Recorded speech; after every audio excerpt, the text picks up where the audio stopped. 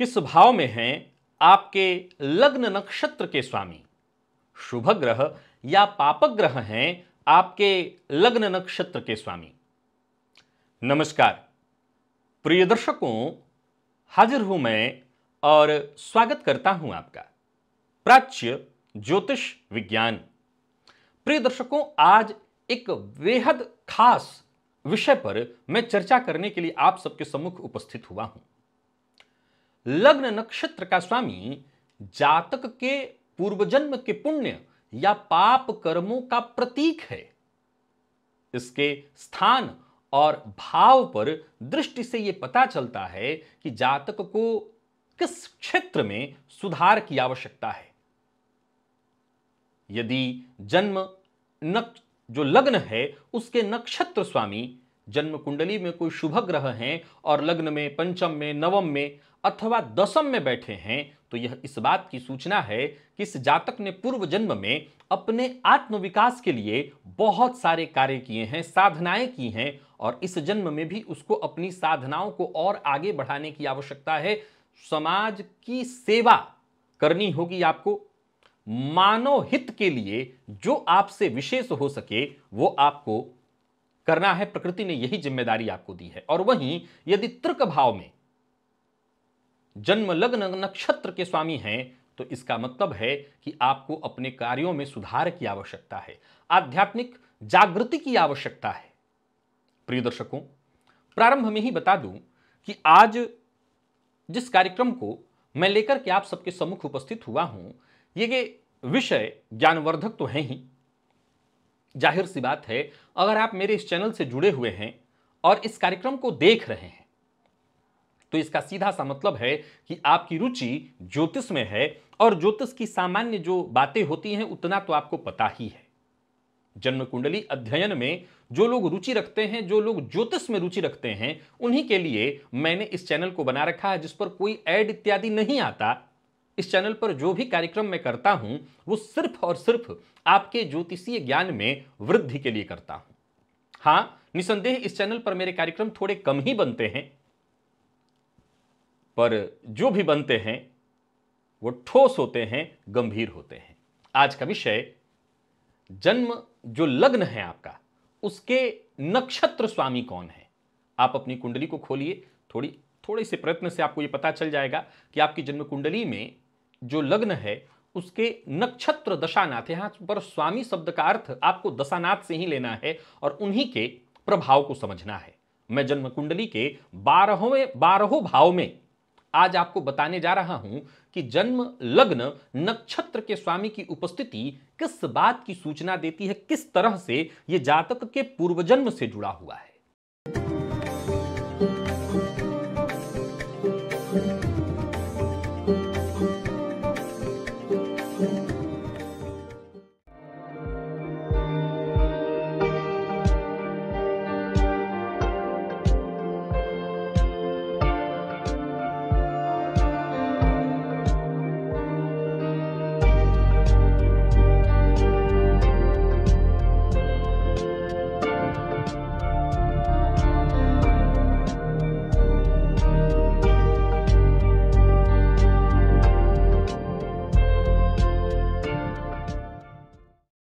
प्रिय दर्शकों, जन्म कुंडली में जब लग्न नक्षत्र का स्वामी लग्न में ही बैठा हो, और विशेष करके यहां एक बात जरा समझ लेने की आवश्यकता है, बहुत ध्यान से सुनिए कि यदि वो कोई शुभ ग्रह है, जैसे बुध, शुक्र, देवगुरु बृहस्पति, चंद्रमा शुक्ल पक्ष के, उस अवस्था में अगर जिस भाव में चर्चा हो रही है वहां से श्रेष्ठ फल की चर्चा होगी, अच्छे फल की चर्चा होगी। और यदि पाप ग्रह है तो वो इस बात की सूचना है कि कहीं ना कहीं आपसे कुछ कमियां हुई हैं, उसमें सुधार की आवश्यकता है। परंतु आपको यह भी समझ लेना है कि उस ग्रह पर यानी पाप ग्रह पर यदि किसी शुभ ग्रह की दृष्टि है तो आपने अच्छे कर्म किए हैं, थोड़े से प्रयत्नों से आप विशेष सफलता हासिल कर सकते हैं। प्रिय दर्शकों, यदि लग्न नक्षत्र का स्वामी लग्न में ही बैठा हुआ हो तो यह इस बात की सूचना है कि जातक पूर्व जन्म में आत्म केंद्रित रहा है, अर्थात स्वयं को जानने का प्रयत्न किया है, विकासशील रहा है, आत्म उन्नति की ओर इसने ध्यान दिया है केवल खाना पीना मौज मस्ती आराम में ही इसने समय नहीं व्यतीत किया, बल्कि इसने मौज मस्ती इत्यादि चीजों को अपने जीवन का प्राथमिक उद्देश्य नहीं बनाया है। इसने आत्म उन्नति को जीवन का प्राथमिक उद्देश्य बनाया है। फलतः इस जन्म में भी यह जातक धर्मादि कृत्यों में लगा रहेगा, धार्मिक कार्य करेगा, अच्छे कार्य करेगा, और ऐसे जातक ही समाज के लिए कुछ बड़ा और अच्छा कर सकते हैं। अब जरा गौर करिए, यहां पर समझने की आवश्यकता है कि जब मैंने प्रारंभ में ही यह बता दिया कि इन भावों में यदि लग्न नक्षत्र के स्वामी, जन्म लग्न नक्षत्र के स्वामी यहीं पर बैठे हुए हैं, तो आपको समाज की सेवा, अपने उत्थान के लिए जो भी आपसे हो सके इसी पर काम करना है। अब जब मैंने तृक भाव की चर्चा की है, वहां पर आपको कह रहा है वो कि पूर्व जन्म से लेकर के इस जन्म तक आपको कर्म में और ज्यादा ध्यान लगाना है, अपने कर्म की दिशा को सुधारना है और आध्यात्म के दृष्टिकोण से आगे बढ़ना है। अब अगर कोई पाप ग्रह है तो आप जो तृक भाव का मैंने प्रभाव बताया है उसी को लागू करते चलिए। प्रिय दर्शकों, जन्म लग्न नक्षत्र का स्वामी यदि कुंडली के दूसरे भाव में बैठा दिखाई पड़ रहा है तो इसका मतलब है कि जातक ने पूर्व जन्म में अपने परिवार के लिए, अपने कुटुंबियों के लिए उनके जो भी उत्तरदायित्व हैं उसका निर्वहन किया है, और इस जन्म में भी उसको धन प्राप्त होते रहेंगे। धन से जुड़े कार्यों को करके वो विशेष सफलता हासिल करेगा, और इस जन्म में भी अपने जो भी उसके ऊपर निर्भर लोग हैं उनकी सेवा करेगा, समाज की सेवा करेगा। उसके धन से, उसके अर्जित धन से लोगों को लाभ मिलेगा। पूर्व जन्म में अगर जन्म कुंडली में लग्न नक्षत्र का स्वामी तीसरे भाव में बैठा है तो इसका मतलब है इसे जातक ने पूर्व जन्म में जो भी इसके सगे संबंधी सहयोगी थे सबके साथ घनिष्ठ संबंध बनाए रखा है, समय समय पर सबकी इसने मदद की है, इसने पुरुषार्थ के माध्यम से सबका सहयोग किया है। इसके दर से आया कोई व्यक्ति खाली नहीं लौटा, सबकी मदद इसने की है। फलतः इस जन्म में भी उसको खूब सफलता मिलेगी, उसको उसके परिश्रम और पुरुषार्थ के बदले वो सब कुछ मिल जाने वाला है जो कि उसकी चाहत है।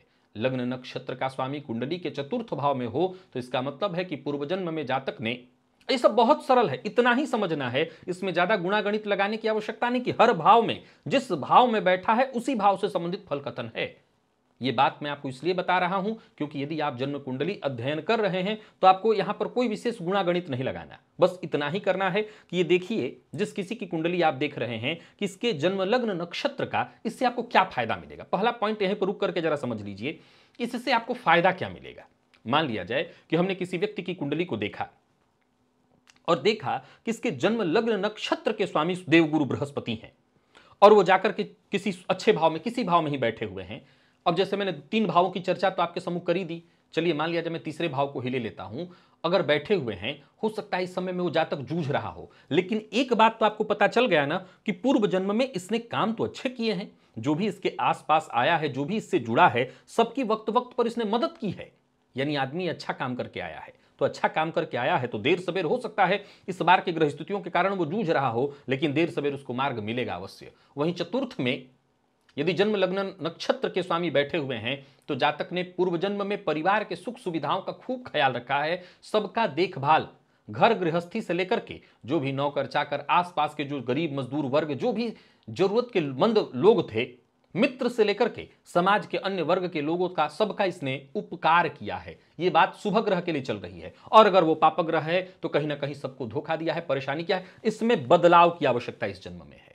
प्रिय दर्शकों, यदि पंचम में बैठे हुए हैं जन्म लग्न नक्षत्र के स्वामी तो इसका मतलब है इस जातक ने पूर्व जन्म में ज्ञान अर्जित किया था, पूजा पाठ साधना में अपना समय व्यतीत किया था, इसने शुभ कार्य किए थे।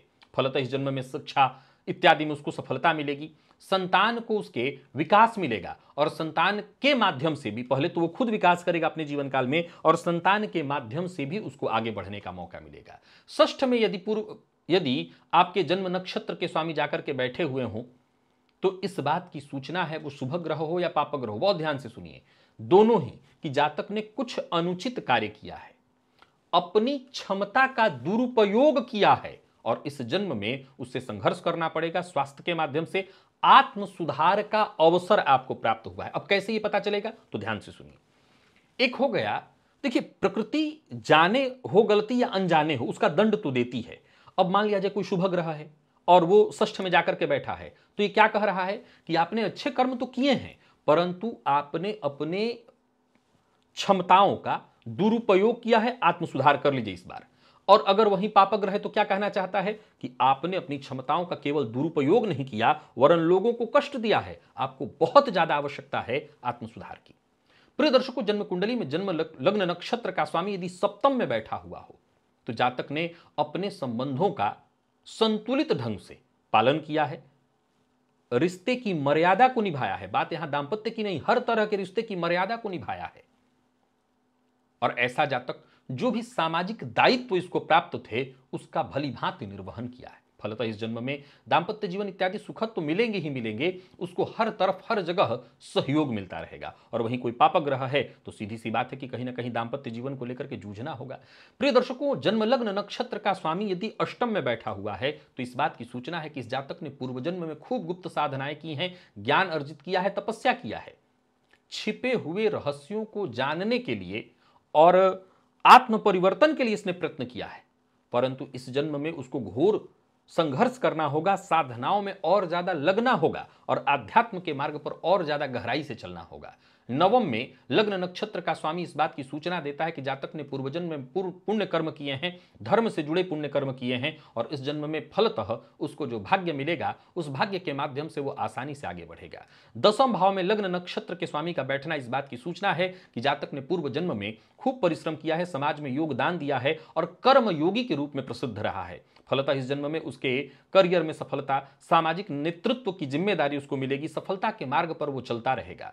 प्रिय दर्शकों, जन्म नक्षत्र का स्वामी यदि लाभ में हो तो ऐसा जातक ने पूर्व जन्म में दूसरों की सहायता की है, समाज में सबके साथ अच्छे संबंध बनाए हैं। इस जन्म में भी उसकी जो भी इच्छाएं हैं, कामनाएं हैं वो पूर्ति होगी, सामाजिक समर्थन उसको प्राप्त होगा। और जन्म लग्न नक्षत्र का स्वामी यदि कुंडली के 12वें भाव में बैठा हुआ है तो इस बात की सूचना है कि इस जातक ने पूर्व जन्म में भौतिक इच्छाओं को त्याग कर आध्यात्म के मार्ग पर चलने का संकल्प लिया है, परंतु ये जो जन्म उसको मिला हुआ है वो इसीलिए मिला हुआ है कि आत्म जागृति और मोक्ष के पथ पर अभी आपको और सतर्कता पूर्वक आगे बढ़ने की आवश्यकता है और गहराई के साथ गुरु से ज्ञान प्राप्त करके इस मार्ग पर आपको आगे बढ़ने की आवश्यकता है। देखिए आपकी कुंडली में कौन है वो ग्रह जो आपके जन्म लग्न नक्षत्र का स्वामी है।